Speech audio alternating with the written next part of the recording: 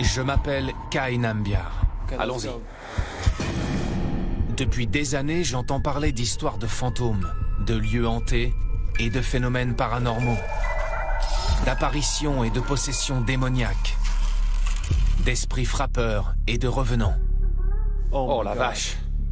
On dit qu'ils se tapissent dans les recoins les plus sombres, qu'ils se déplacent dans l'obscurité des bâtiments les plus anciens. Mais est-ce que j'y crois vraiment? Je n'en suis pas persuadé. Cette voix était dans la pièce. Arrête. Alors je veux découvrir la vérité. C'était quoi? Les fantômes existent-ils vraiment? Sortez vite! Ou non? J'ai l'impression qu'on est observé. J'ai donc décidé, Il y a un crâne là. de réunir une équipe de chasseurs de fantômes hors pair. Ian Lohman est un médium connu dans le monde entier avec plus de 25 ans d'expérience. En tant que médium, c'est ce que j'appelle un cauchemar. Il dit pouvoir communiquer avec les esprits. Si tu entends ma voix, avance vers cette lumière. Nous suivrons son sixième sens dans l'espoir de détecter des phénomènes paranormaux. Derrière nous? Oui. Bon sang. Aux côtés d'Ian, il y aura deux des meilleurs enquêteurs dans le domaine du paranormal. C'était quoi? Paul Hobday et Chris Hawley. C'est impossible.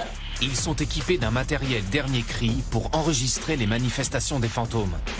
Ensemble, nous allons nous rendre dans les lieux les plus hantés d'Europe, à la recherche de preuves du paranormal.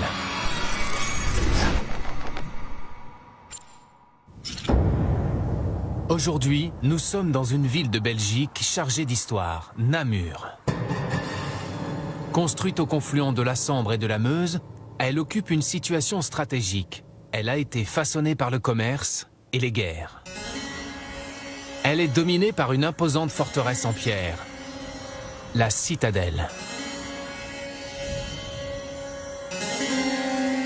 Nous sommes ici pour explorer le dédale de tunnels sinistres qui se cachent en dessous.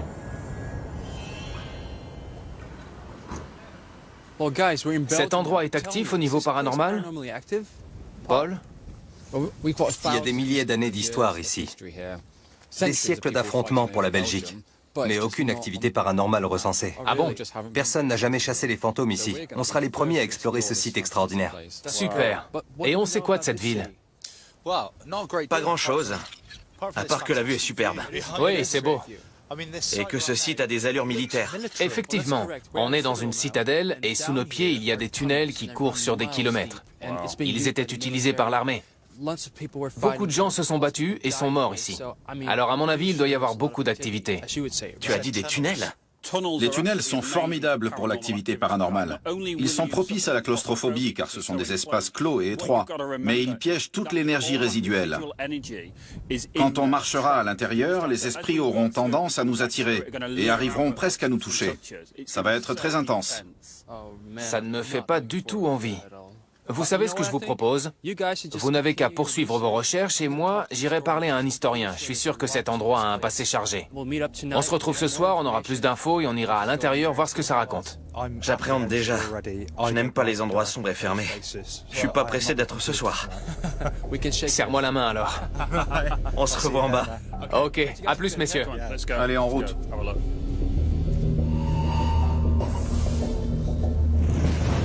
Pendant que l'équipe se prépare à descendre dans les tunnels, j'essaie d'en apprendre un peu plus sur la citadelle, auprès de l'historien Philippe Bragard.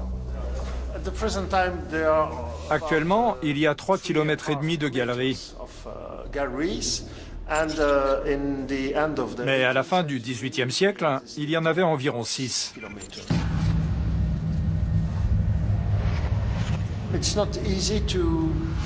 Ce n'est pas facile de se déplacer dans ces galeries quand on ne connaît pas. Il faut tourner à gauche, à droite. C'est un labyrinthe. On peut facilement s'égarer? Oui, parce qu'on perd complètement le sens de l'orientation. Pour résumer, mon équipe va s'aventurer dans un dédale souterrain et déroutant qui s'étend sur près de 4 km de long. Alors, prêt? Oui, mais c'est assez intimidant comme endroit.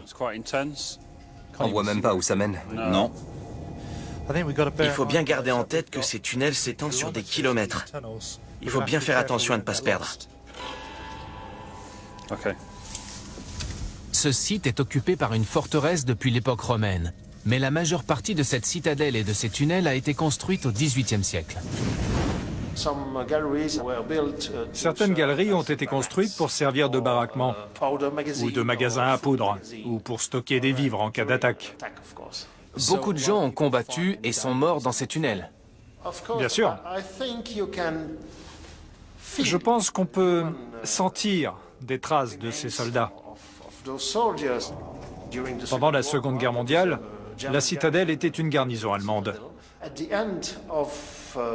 À la fin du conflit, des traîtres belges qui collaboraient avec les nazis ont été exécutés pas très loin de cette galerie.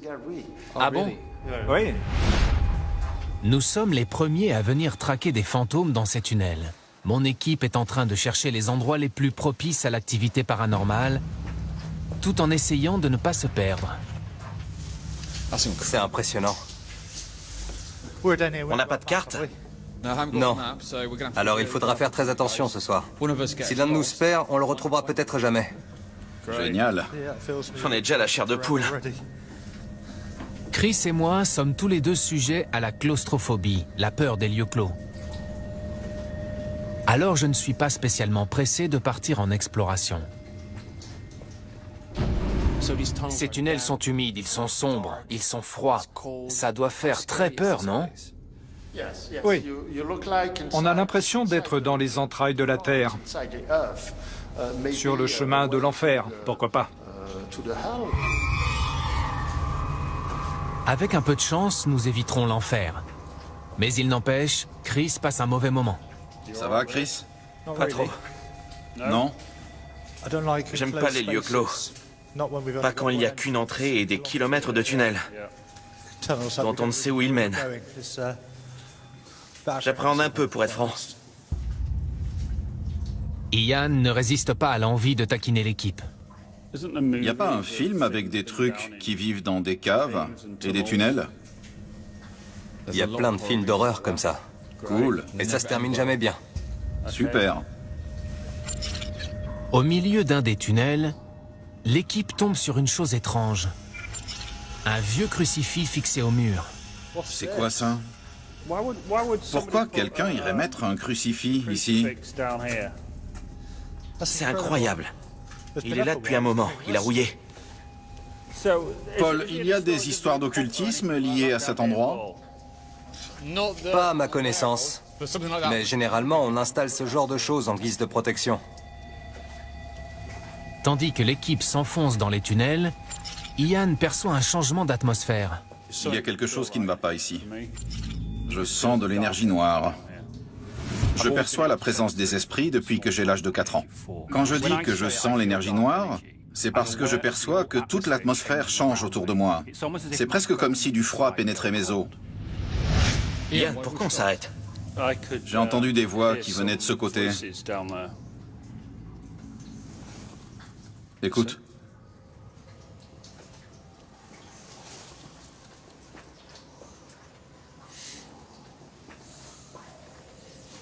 Il y a des sons très bizarres. Mais je ne distingue pas de mots.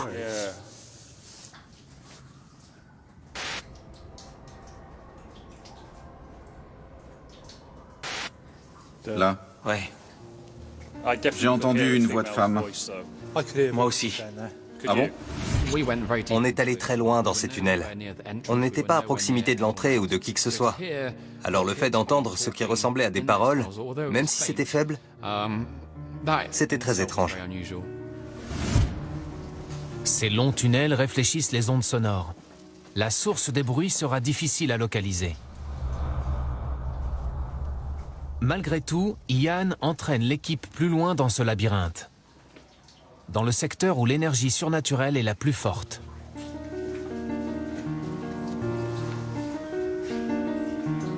Les voix venaient de cette partie.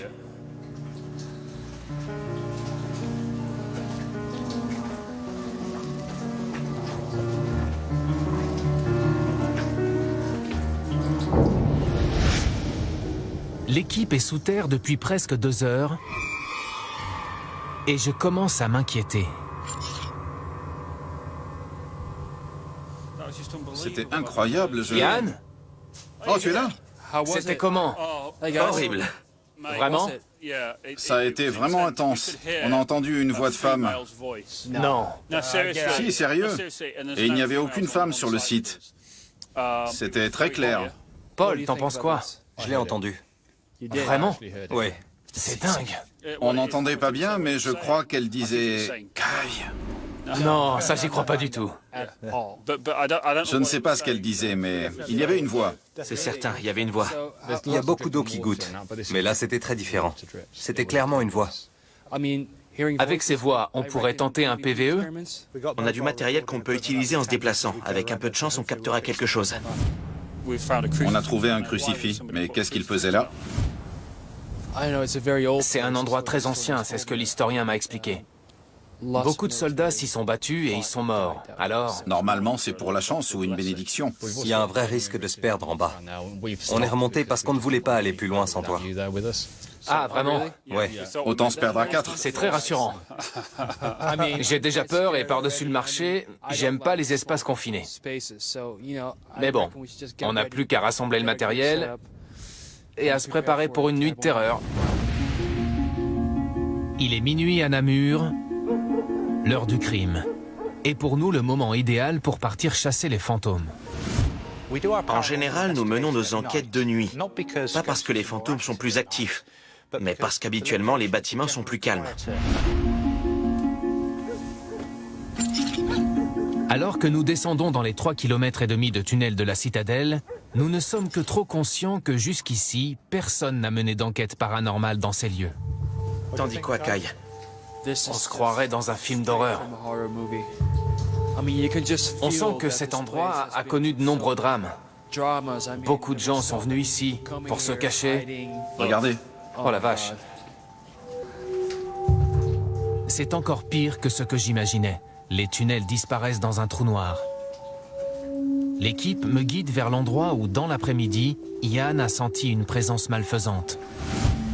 Je sens de l'énergie noire. J'ai eu un frisson.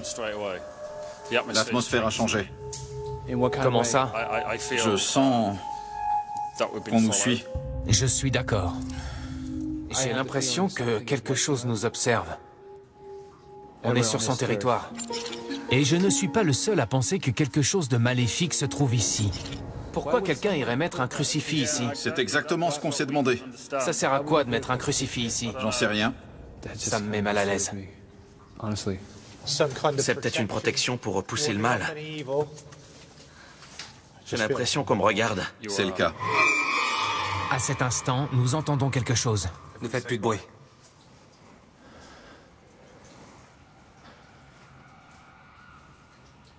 J'entends un truc. La vache. Pour découvrir ce qui produit ce bruit, Ian disparaît dans l'obscurité. C'est quoi ça? C'est bizarre. Il faudrait qu'on avance. Tu penses? Ouais, on y va. Mais je ne suis pas très chaud. Il faut qu'on aille jusqu'où? À toi de voir. Mais ce que je peux te dire, c'est qu'il y a des trucs pas nets ici.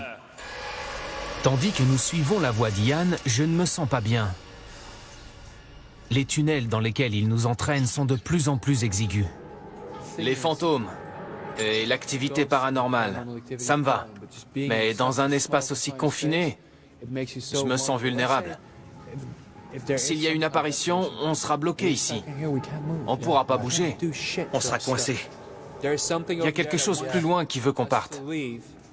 Mais on est dans un espace tellement exigu qu'on ne pourrait même pas courir. Tout à coup, nous entendons de nouveau la voix. C'était quoi? Tu l'as entendu? Oui. C'est une voix féminine et elle nous suit. Ian, on a entendu une voix de femme qui venait de derrière nous. Génial. On aurait dit un gémissement.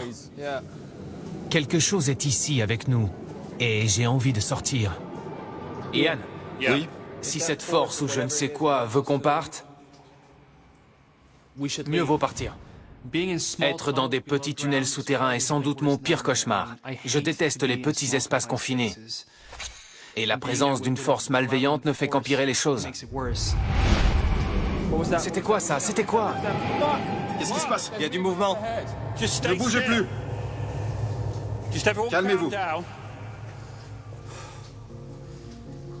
Nous sommes les seules personnes présentes. Et pourtant, quelqu'un ou quelque chose est également là. Il s'est passé des choses étranges que je ne peux pas expliquer. Carrément. On va sortir. Allons-y, on a du pain sur la planche. La nuit a été fructueuse. Je veux partir. Ian aussi. Mais Chris et Paul veulent recueillir la preuve que quelque chose nous suit. J'ai une caméra thermique. On peut essayer. Pendant que Paul installe sa caméra, Chris veut se servir d'un générateur de mots pour communiquer avec l'esprit. Le principe de ce logiciel, c'est que l'esprit influence les mots qu'il sort pour produire un message intelligible. Mais son plan tourne court. Ton téléphone est éteint. Il s'est vidé. C'est pas possible. Si, il vient de s'éteindre. J'avais plein de batterie. Il s'est vidé sous nos yeux. C'est arrivé d'un coup. Vraiment? Ouais. Les fantômes ont besoin d'énergie pour se manifester. Ils puisent dans la source la plus proche, comme la batterie du téléphone de Chris. Elle était pleine. C'est passé à zéro en un clin d'œil. Le gros problème des gadgets paranormaux, c'est que les esprits pompent l'électricité et c'est très gênant pour nos batteries. Cette extinction soudaine pourrait indiquer qu'un esprit se manifeste.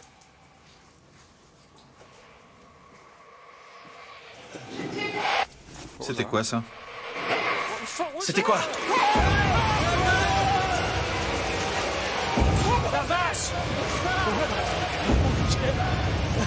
Allez! C'était pile derrière nous.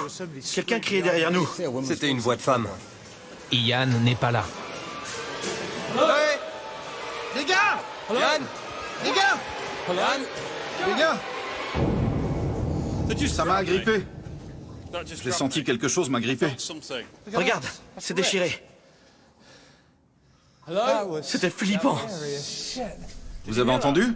Le manteau d'Ian a peut-être été déchiré dans la panique, mais la voix que nous avons tous entendue reste inexpliquée. Kai, tu as entendu quoi? Une voix de femme. C'était aigu et elle criait.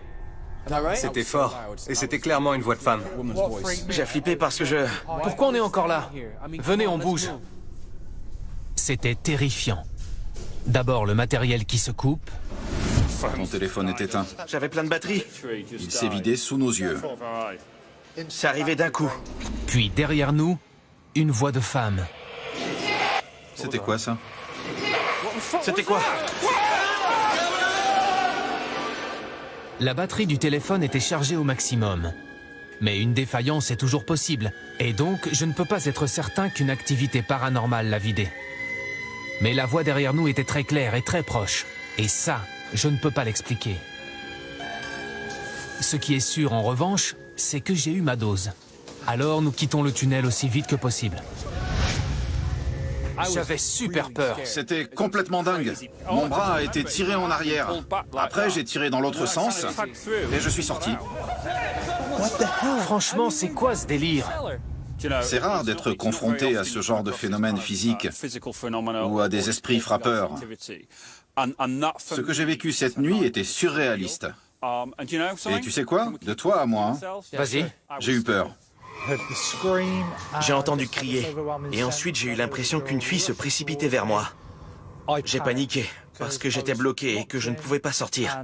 Je me suis enfui et j'ai poussé Yann. Je m'en fichais. Il fallait que je sorte de cette pièce. Je n'avais plus eu aussi peur depuis des années. Je mène des enquêtes paranormales depuis 2002. Et franchement, j'en tremble encore. C'était chaud. Chris nous a transmis sa peur. Ça s'est répandu comme une crise d'hystérie. Quand il a paniqué et qu'il nous a poussés, on a tous suivi.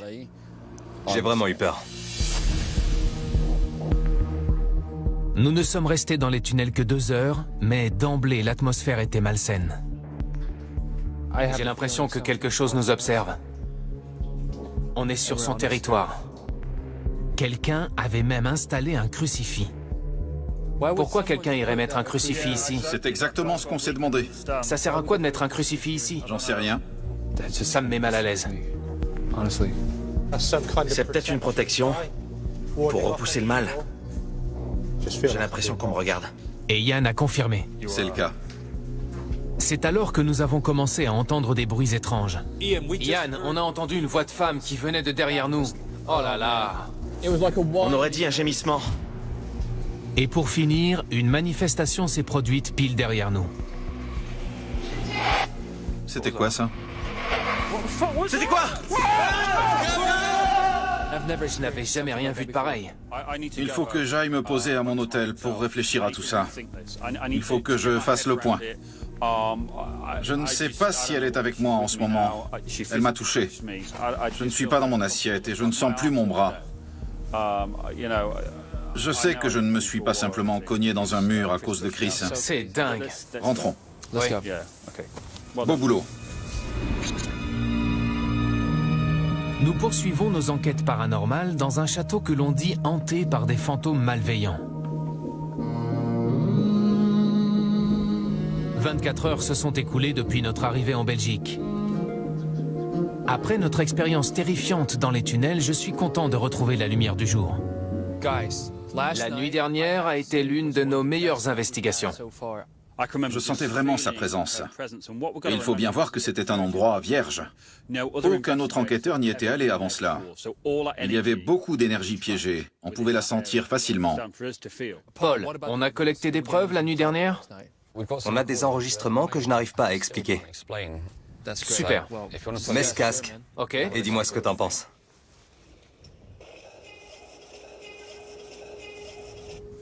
C'est humain. C'est un son qu'on peut pas expliquer. Les caméras ont filmé quelque chose? On a eu quelque chose sur la caméra de chasse qui filmait les escaliers. Quelque chose a provoqué un déclenchement et on a un enregistrement. Jette-y un œil et dis-moi ce que t'en penses. On a les escaliers en contre-plongée. Je ne vois rien. Pourtant, quelque chose a provoqué le déclenchement. Grâce à mon regard de médium, je vois quelqu'un descendre ici. Je ne vois toujours pas ce qu'Yann perçoit. Mais j'en ai assez des tunnels. Ça, c'était la nuit dernière. Et la nuit prochaine, il faut remettre le couvert. Dans un autre endroit. C'est magnifique. Situé à 47 km au sud de Namur, le château de Lavaux-Sainte-Anne est l'un des hauts lieux touristiques de la région. Mais des rumeurs prétendent qu'il est hanté par des esprits maléfiques. Je vous propose de prendre nos affaires et d'y aller. D'accord. Pendant que je me renseignerai sur l'histoire du château, l'équipe cherchera les meilleurs endroits pour l'investigation de ce soir. Eh bien, c'est intimidant comme bâtiment. Tu m'étonnes. Ouais. Je sens qu'on va passer une bonne soirée.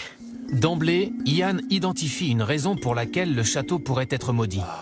Ça me plaît pas, ces animaux.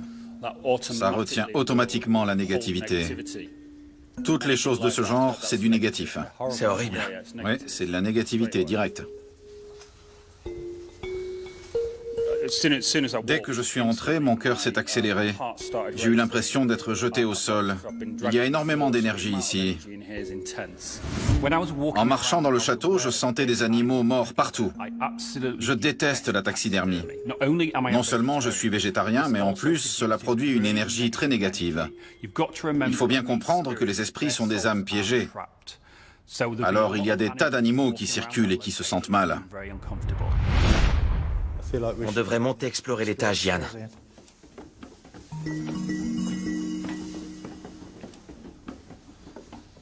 C'est par où? Je ne sais pas pourquoi, mais je sens qu'il faut rester du côté gauche de l'escalier. Où qu'on regarde, c'est négativité, négativité, négativité. Regardez ça, c'est immense. Pendant que l'équipe explore le château, je rencontre l'historien Thierry Maquet. Il a effectué des recherches sur les nombreux événements dramatiques qui se sont déroulés ici. Monsieur Maquet, pouvez-vous me parler de l'histoire de ce château? Il a été habité depuis à peu près 1244, jusque dans les années 1750. Donc pendant 5 siècles, des gens ont vécu et sont morts dans ce périmètre très réduit. Est-ce que vous pensez qu'il y a des énergies négatives ici?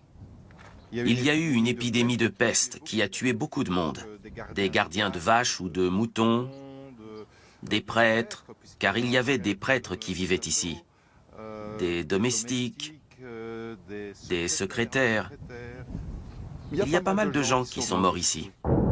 Apparemment, Ian s'est connecté au passé tragique des lieux. Même le salon de musique dégage une atmosphère qui le dérange. Je n'aime pas ça. C'est un salon de musique, il devrait y avoir de la gaieté et beaucoup d'énergie, car la musique disperse l'énergie dans les murs. Mais je perçois une demeure entièrement triste et déprimante. Au fil du temps, cet endroit a changé de propriétaire à d'innombrables reprises. Les gens ont tendance à ne pas rester. Et c'est l'une des caractéristiques des maisons hantées. Les gens n'y restent pas longtemps à cause des énergies. Il faudra qu'on creuse tout ça pendant l'investigation. Parfait. C'est très morbide. Aujourd'hui, beaucoup d'employés qui travaillent ici pensent qu'il y a des fantômes dans le château. Moi, je pense qu'il y a quelque chose ici. Personnellement, je crois à la continuation de la vie. Alors oui, je peux y croire. Cécile, la responsable du ménage, est convaincue que le château est hanté. Elle y a vécu plusieurs expériences étranges, dont une apparition. J'étais ici, j'ai rechargé le poêle. Ensuite, j'ai pris mon portable et je me suis réchauffé les mains près du poêle. Et j'ai senti quelque chose à côté de moi. Le temps que je fasse ça, j'ai vu un homme qui se tenait juste là. Et il portait une longue barbe noire et un chapeau. Que Cécile ait vu un fantôme ou pas, dans le grenier, Ian n'aime pas du tout ce qu'il perçoit. C'est écrasant. Tu ressens quoi? J'ai envie de pleurer. Ian et Cécile captent tous les deux des énergies négatives à l'intérieur du château. C'est toujours une présence. Je veux pas dire agressive, mais comme si on dérangeait. Pas plus tard qu'hier, on a balayé le grenier et... J'ai senti qu'il n'était pas content qu'on soit là. J'ai entendu comme un grondement. C'était pas un oiseau, j'en suis sûre. Passe devant, Chris. C'est pas que je me dégonfle. C'est seulement parce que je veux voir comment ton matériel réagit en entrant. Chris est aussi affecté par l'atmosphère étrange. Je suis très mal à l'aise dans cette pièce. C'est-à-dire? Je ne sais pas si c'est mon imagination qui fait des heures sup à cause d'hier soir, mais... ça me plaît pas. On peut aller par là? J'évite évidemment le grenier. Ou alors on s'arrange pour y aller à plusieurs. T'as le même sentiment? Oui, c'est très fort. J'ai senti qu'il y avait des familles ici. Elle vivait là? Oui. Ok. C'était des employés, j'imagine.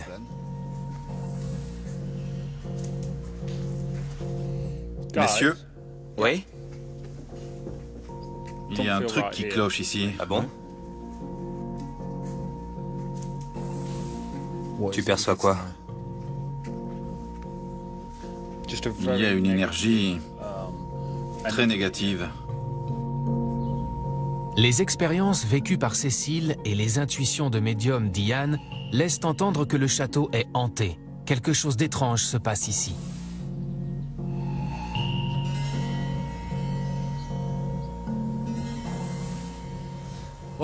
Alors, c'était comment votre exploration? On a fait le tour. C'était intéressant, hein? Oui, il y a énormément d'émotions, pour être honnête. Il y a beaucoup d'animaux empaillés, alors je te laisse imaginer toute la tristesse de ces animaux. Leur énergie rebondit de partout. C'est horrible. On perçoit les différents niveaux d'énergie des différents propriétaires qui se sont succédés au fil des siècles. Il y a beaucoup de tristesse. Je crois vraiment qu'on doit enquêter. Je suis d'accord. Ok, c'est parti. Au coucher du soleil, quand les touristes quittent les lieux, nous retournons à l'intérieur pour trouver ce qui est à l'origine de tous ces troubles paranormaux. Il est 22 h et dans un château de Lavaux-Sainte-Anne totalement silencieux, nous nous mettons en quête de preuves. Les apparitions sont plus visibles dans le noir, alors toutes les lumières sont coupées, à l'exception de nos torches.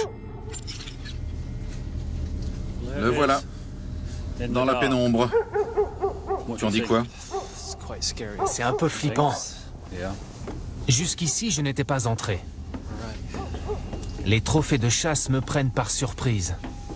C'est bizarre. Comme tu le vois, Kai, il y a beaucoup d'animaux, malheureusement. Forcément, ça renvoie beaucoup d'énergie négative. Il n'y a pas que les têtes empaillées qui sont bizarres. Le lecteur de champs électromagnétiques indique des niveaux inhabituels. Regarde ça, Yann. Toute l'après-midi, les données étaient aux alentours de 2 ou 3 milligauss. Et là, ça a doublé. On est à 6. Pendant notre tour de repérage dans le château, le lecteur indiquait 3 milligauss. Mais là, ce chiffre avait doublé. C'est assez inhabituel. Et je ne voyais pas de raison qui puisse expliquer cette montée du champ électromagnétique pendant qu'on était là-bas. Je ne sais pas si c'est le système électrique des lieux ou les esprits des animaux morts qui causent ce pic, mais quand nous entrons dans la salle à manger, Ian le pense en connexion avec quelque chose ou quelqu'un dont il sent la présence. J'ai une dame ici. Je sens qu'elle aimait cet endroit comme si c'était chez elle. C'était son sanctuaire. Mais elle n'est plus avec nous. Et elle déambule dans un grand trouble. Je dois découvrir qui elle est. Où est-ce qu'elle déambule? Dans toutes les pièces. Ah bon? Tu n'entends pas des pleurs? Non. Personne n'entend. Ian est le seul à pouvoir entendre l'esprit pleurer, mais il veut découvrir ce qui ne va pas. Madame, qui êtes parmi nous, je m'appelle Yann. Je suis avec Paul, Chris, Kai. Nous sommes ici pour tenter de communiquer avec vous. Nous voulons tenter de découvrir qui vous êtes et tenter de reconstituer votre histoire, comprendre pourquoi vous êtes piégé ici. Plusieurs minutes s'écoulent et la dame qui pleure ne se manifeste plus. Alors, nous allons à l'étage, dans le grenier. Ça a l'air vraiment flippant. Oui. Suis-moi. Tandis que nous nous dirigeons vers le grenier, je me rappelle l'avertissement de Cécile. J'évite évidemment le grenier. Ou alors on s'arrange pour y aller à plusieurs. À en croire Ian, l'esprit nous suit. Je sens encore cette énergie féminine. Ici, Oui. dans le grenier. Oui. On devrait peut-être donner à Kai le casque avec l'amplificateur sonore. Tu l'as? Oui. Grâce au casque et à l'amplificateur, je devrais être en mesure de repérer le moindre son. Mais alors que je commence à peine à écouter, j'ouvre une porte qui dévoile un spectacle ignoble. Oh la vache! Qu'est-ce que c'est? Regardez, Quoi?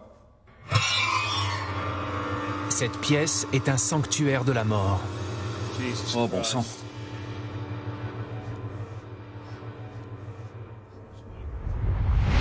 Je n'étais jamais entré dans une pièce comme celle-là, et je ne veux plus jamais le refaire. C'était comme un film d'horreur, sauf que c'était vrai. Il y avait des têtes d'animaux du sol au plafond. Où qu'on regarde, il y avait des animaux morts. Avec autant de morts en un même lieu, Ian pense qu'il est possible qu'il empoisonne tout le château. Je n'avais jamais rien vu de semblable. Étant donné que ces animaux n'ont pas été enterrés, ils sont tous piégés ici. Leurs âmes sont piégées. Et je pense que c'est l'un des gros problèmes de ce château. L'atmosphère est horrible. Non seulement il y a des animaux empaillés, mais il y a même des crânes. Dans le château, quand on est allé dans le grenier et qu'on est entré dans la salle avec toutes les têtes d'animaux, c'était assez immonde. Il y avait tellement de morts. Certes, ce sont des animaux, mais toute cette mort dégageait une sensation très désagréable. J'espère ne jamais retourner dans cette pièce.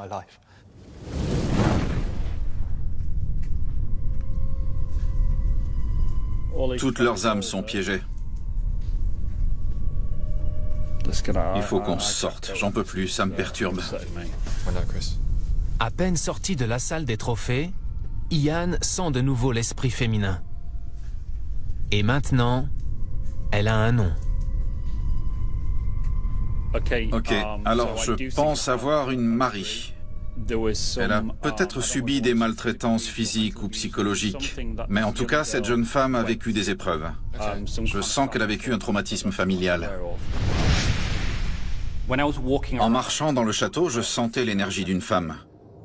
J'ai commencé à communiquer avec elle et elle m'a dit qu'elle s'appelait Maria.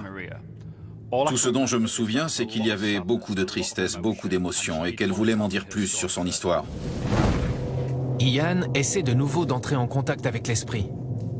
Maria, c'est Ian qui vous parle. J'aimerais que vous vous présentiez et que vous racontiez votre histoire. C'était quoi ça? T'entends quoi? Un grondement? Un peu plus tôt, Cécile a dit qu'elle avait entendu la même chose. J'ai entendu comme un grondement.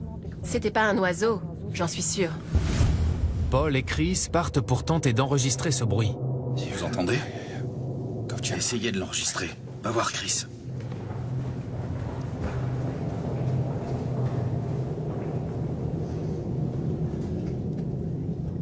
Pendant qu'Ian et moi attendons leur retour, d'autres fantômes semblent nous approcher. Les gars, j'ai des enfants avec moi en ce moment.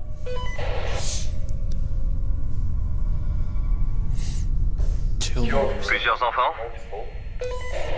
Oui, ils réclament leur maman. 2 garçons et une fille. Ils ont un lien avec Maria? Je ne sais pas, Kai.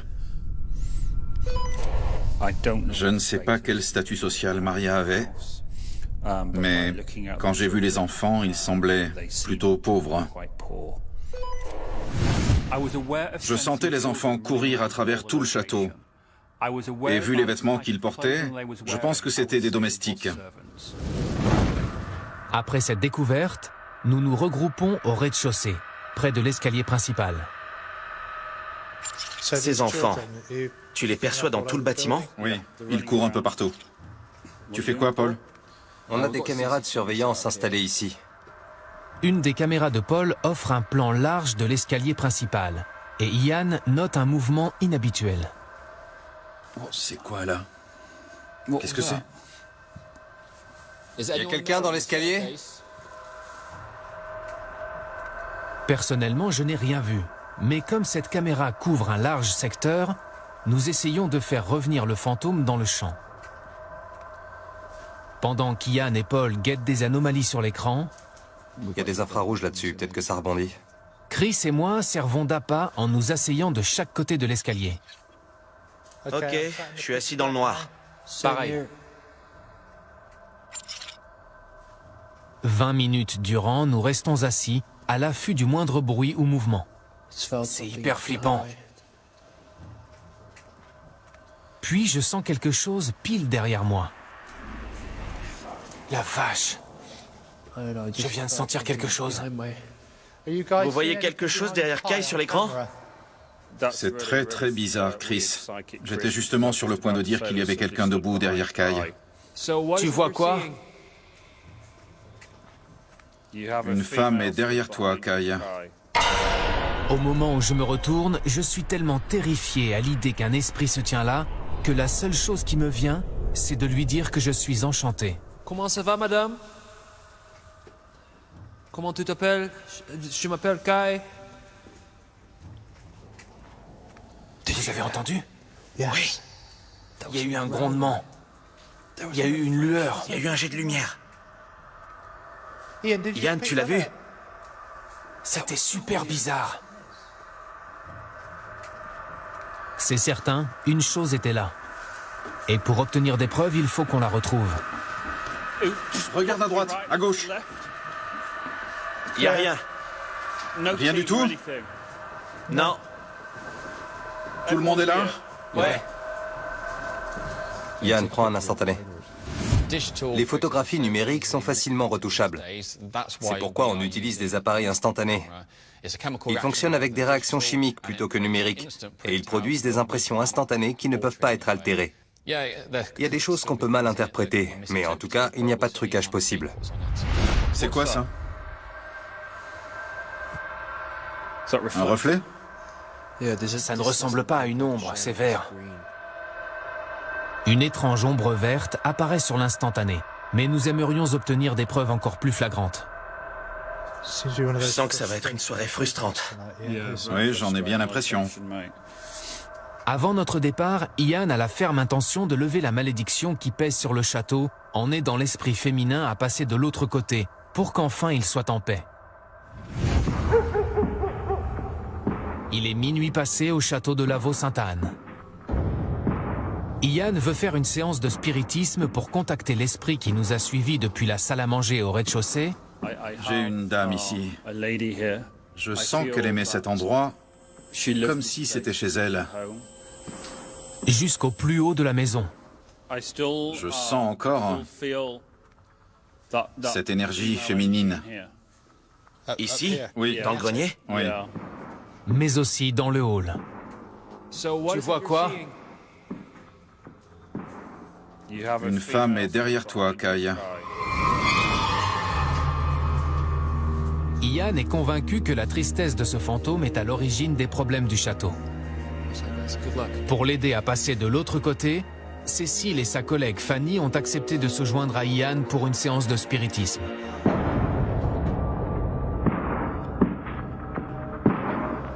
Cécile est la responsable du ménage et semble sensible à l'activité paranormale. C'est toujours une présence. Je veux pas dire agressive, mais comme si on dérangeait. Un peu plus tôt, Ian a cru comprendre que le prénom de l'esprit était Marie ou Maria. Il pourrait bien avoir raison, car Fanny se souvient d'une histoire qu'on lui a racontée quand elle a commencé à travailler au château. Maria vivait ici, au château, avec son mari. Ils avaient déjà 5 enfants. Elle est retombée enceinte et a eu un 6e enfant qui est né et a grandi en bonne santé, mais elle est morte en couche. On espère pouvoir entrer en contact avec Maria au cours de la séance, et Paul est en train de préparer le matériel pour filmer à la caméra thermique. Ok, on va d'abord se détendre. On va prendre quelques secondes pour bien respirer et libérer cette énergie. On va poser nos mains sur la table et les faire se toucher. Ok? Maria, je vous invite à passer de votre monde au mien. Je vous ai vu dans la salle à manger. J'ai besoin que vous passiez de cette pièce à celle-ci. Cécile, comment vous sentez-vous? Comment tu te sens, Cécile? Bizarre. Elle se sent bizarre. Vers la fin de la soirée, j'ai voulu qu'on fasse une séance de spiritisme avec 2 employés. Et d'emblée, j'ai senti qu'il y avait beaucoup d'émotions autour de cette table. J'ai senti que Cécile avait une connexion très forte, car elle était responsable du ménage du château. Pouvez-vous dire à Cécile de demander à Maria de rentrer chez elle voir ses enfants? Cécile, est-ce que tu pourrais demander à Maria de rentrer? J'ai peur d'entendre ma propre voix. Elle n'ose pas le faire. C'est le seul moyen de l'aider. C'est la seule façon qu'on peut faire pour aider. Il faut que tu puisses le dire. Vous vous sentirez différente après. Et après ça, tu vas te sentir différente. Il faut que tu lui fasses confiance, vraiment. Je sais, mais bon, j'ai pas trop envie. Je sais pas trop. Qu'est-ce que je peux lui dire? Il faut dire que Maria, elle doit partir. Elle ne doit plus rester ici. On a besoin qu'elle rentre chez elle. Elle a besoin de repartir chez elle. On peut le faire ensemble? Il faut qu'elle rentre. Elle a besoin de repartir chez elle. C'est comme si elle perdait de nouveau quelqu'un. Oui. Elle a un lien très fort avec vous. Elle a vraiment une très grande connexion avec toi. Je sais. Comment vous sentez-vous, Cécile? Comment tu te sens, Cécile? J'ai envie de pleurer. C'est vraiment dur. Elle a l'impression qu'elle va pleurer. Dites-lui de pleurer, de lâcher prise. Tu peux pleurer et sortir. Elle est avec vous. Elle est avec toi. Respirez à fond, restez calme. Maria, veuillez reculer, s'il vous plaît. Relâchez cette énergie, nous allons vous aider, je vous le promets. Pour revoir sa famille, il faut qu'elle reparte avec sa famille. Maria. Maria.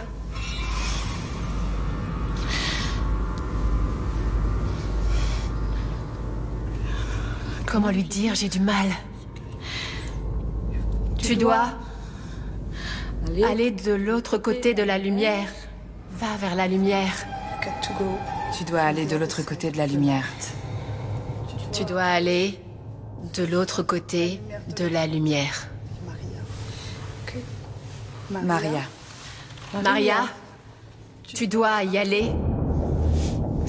Elle est partie vers la lumière. Elle a retrouvé ses enfants. Et vous allez voir que l'énergie sera plus agréable. Car ce qui s'est passé, c'est qu'après le drame qu'elle a vécu, elle voulait que tout le monde ressente cette douleur. Ce que vous avez fait est génial. Voilà, ce que t'as fait, c'est incroyable. Elle était dans la salle à manger tout à l'heure. Je l'ai sentie. Lui aussi, il a senti qu'elle y était. Je suis pas folle alors. Tant mieux. Elle dit qu'elle n'est pas folle. Non, vous n'êtes pas folle, je vous le garantis. Il faut clore maintenant, alors donnons-nous la main pour s'assurer que tout va bien. Fermez les yeux, vous pouvez lui répéter la prière si vous le souhaitez. Je vais la dire doucement. Dieu notre Père, nous vous remercions d'avoir amené Maria à nous ce soir.